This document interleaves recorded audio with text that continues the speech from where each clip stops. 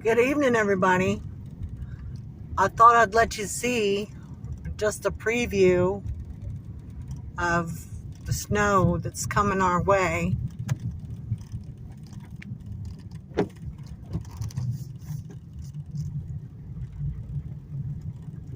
Not bad yet, but when you go fast, it gets a little blinding already. Doesn't look like much on the camera at all. I wonder if that's Keith behind me. There's somebody behind me. Wouldn't be surprised if it's him.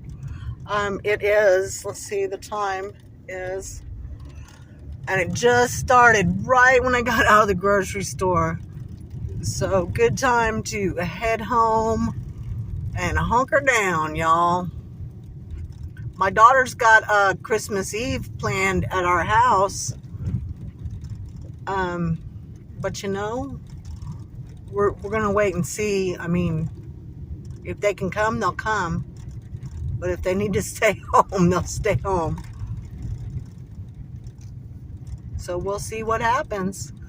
It'll be kind of exciting to see what happens when we wake up in the morning and see what there is.